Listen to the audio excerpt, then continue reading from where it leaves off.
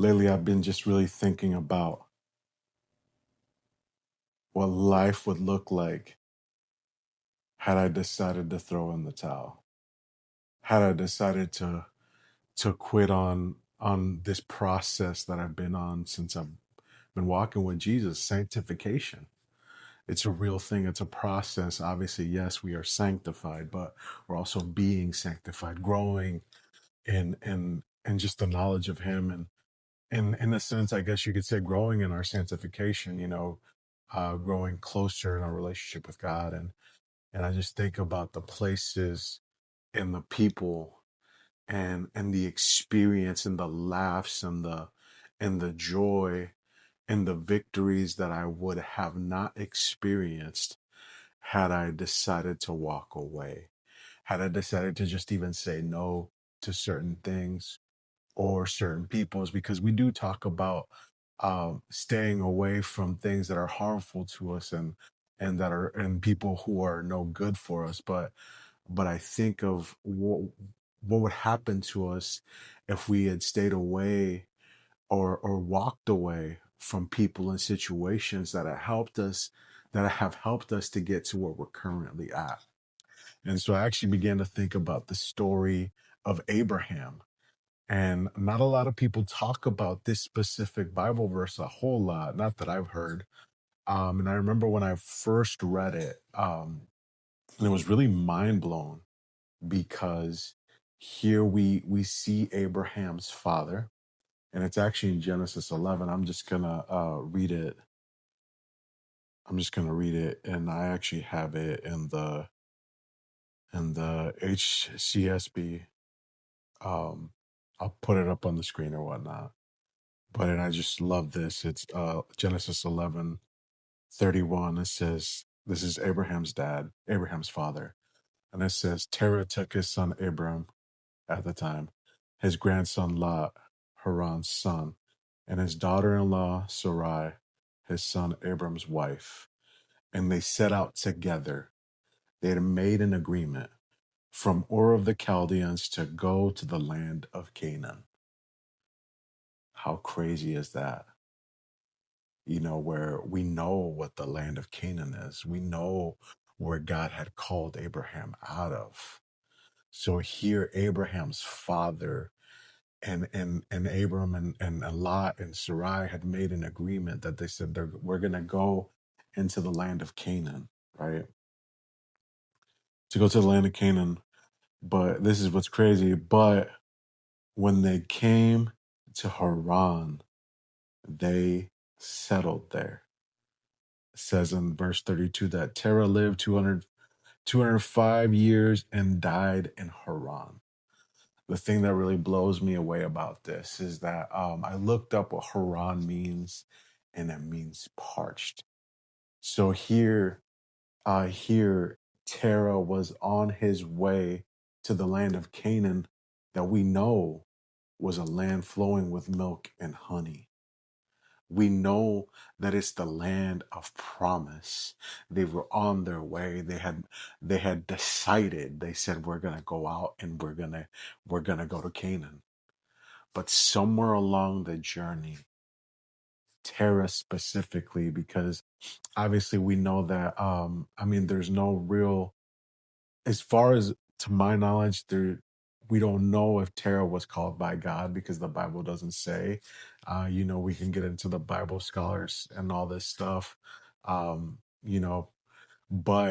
as far as we know, we don't know that Terah was called. We don't know that Terah was going into the land of promise. Maybe the land was just fruitful and he wanted to go there. But we see he had a goal in mind. He had set out for this land, and we know this land was fruitful, and we know this land was good. But somewhere along the journey, he said that he got to a parched land and he settled there. And thinking about this, I remember when I first read this and being so blown away that he decided to settle in a parched land, and in a parched land that's dry. In a parched land, nothing can really grow. It's basically It's basically desert. And so I think to myself, now looking back at like my journey and my process and the things that God has walked me through, and I think about those times, what would have happened had me on the journey? Because I'm still in a sense on the journey, but there have been crossroads in my life that I look back on, and how by His grace and by His strength, but also making the decision to say, though this season is challenging, though this season is not necessarily what I had signed up for, I decided that I wasn't going to settle for anything less than what God had for me, for anything less than what He had promised me. I think of just the times of waiting to go into to go to ministry school. That was a journey in itself. And I remember the crossroads I was at to get to ministry school. I remember the crossroads that I was at to get to into ministry itself. And so if I can be honest with you, even just within the last year or so, it's that crossroads whether I was going to finally say, you know what, I've been through enough, I've gone through enough, I've walked through enough fire that I don't think I could keep going. And honestly, truthfully, I even found myself at that very same place just even this last May. As you're watching this, this is September of 2025, late September. So this was May of 2025, and almost kind of being at that same type of crossroad because hey, the road gets long and it's cold. There's there's times of great discouragement, but again, I can't help to think of the friendships that I would be missing out on to this very day had I decided to walk away. Had I decided to say, God, I've gone far enough. I'm gonna settle here in this parched land because in all honestly, when you decide to settle, you're deciding to settle for a place that's dry and where nothing will grow. You won't evolve. Um, you won't become the best version of you. You won't become the version that God has called you to be to reach the people that you're called to reach.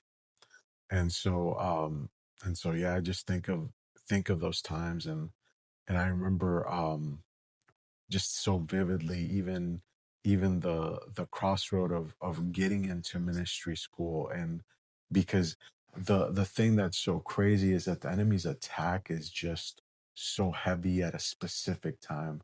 It's like the enemy knows that something's getting ready to happen in your life, and and so he wants to do anything that he can to deter you, to distract you, to pull you away, because he always shows up at the most vulnerable times when you are in your feelings, when you're at your most discouraged. He will show up, and he has every single time, is because you're so tired and you're telling yourself, you're like, I just don't have it in me to keep going. But tonight I want to encourage you to tonight, this very night, listen, you have to keep going. You have to push past your fear. You have to push past your your weariness, because your weariness can cost you. Your weariness can rob you of the destiny that God has spoken over your life. Listen, sometimes you gotta reach deep down and pull it out by like through the like obviously we can get into the natural things, and but you got to reach deep down within you and catch that second wind and say, you know what, I'm gonna go till I pass out. I'm gonna go till I can't till I can't fight no more. But if I can speak into this moment for you right now, is that's where I was dismayed. I was dismayed. I was discouraged. um I remember I was at that point of I think this had been the closest that I'd come to really throwing in the towel. I don't want to say on God per se, but I wanted to throw in the towel on the call. I wanted to throw in the towel on this ministry journey because it has been long. It has been a battle. It has been a struggle. Um, and frankly, I kind of had gotten to that point to where you're like, you know what? I don't know if this is worth it anymore. After all these years of a fight, after all these years of struggle, your your armor is so scratched up, it's so banged up, your sword's got dried blood, it's even getting to that point of maybe even rusting out, probably needing a new one. But this is how good and faithful our God is even in that place of great discouragement and honestly despair, because to have had experienced some really some hard disappointments at the start of 25, um, situations that were confusing and quite frankly didn't quite understand, but and so getting to that place of May. The crazy part is that it was May 5th. Um, and but I remember those words that were spoken over me. You know, the because really what happened is that God stepped in at the right moment when I needed it the most. I'm so thankful for the people that He's placed around my life. Um, you know, to be honest, it was it was a good friend of it was a good friend who stepped in and they prayed so lovingly, so gently. But this is what I love about God and His Spirit is that He, when He steps into the scene, when He steps into your situation and He breathes new life into you. And I remember how He moved on me in that time of weariness, and how He moved on me in that time of really wanting to throw in the towel. And for that, I'm so grateful um, because here I am on the other side of that struggle. And not that everything's perfect right now, not that everything is the way I'd like it to be. There's things that I'm still waiting for and that I'm still trusting God for. But that I think in that moment that was a make it or break it. In this season, it was a make it or break it for me because, you know, I was at the end of my lease, like almost, and again, I was ready to throw in the towel. I was ready to call it a career in ministry in a sense. But I'm so thankful that I didn't. Um, I'm so thankful that, you know, I didn't settle for parched land, for a place that wasn't going to grow me in the least, wasn't going to encourage me, wasn't going to birth the new things that God is trying to birth in my life, even in this very season. And so I just can't help but to tell you, friend, on the other side of the screen, you have need for endurance. You have need to keep going. Because if we finish the story, is as Terah settled for parched land, he settled for a place where nothing grew and he died there. That's the scariest and craziest part. Um, and so we see a generation who died settling, but then the generation after is we see what who became what came out of this whole situation because God stepped in, and where one generation settled and died in parched places, another generation made up in their mind and made a decision to say, God, I don't know where you're taking me, because we see the call of Abraham. We'll just jump into it. Why not? So in Genesis 11, that's where he settles. But then, but then we see the call of Abraham, and he says, "Go out from your land, go out from your land, your relatives, and your father's house to the land I will show you." God asking Abram to take a giant leap of faith, but God bringing this promise to him. He said, "I will make you into a great nation. I will bless you. I will make your name great. and you will be a blessing. See, we see this new generation, um, this new generation being called out by God, and to stepping into the fullness of what he wanted to do, maybe through his father.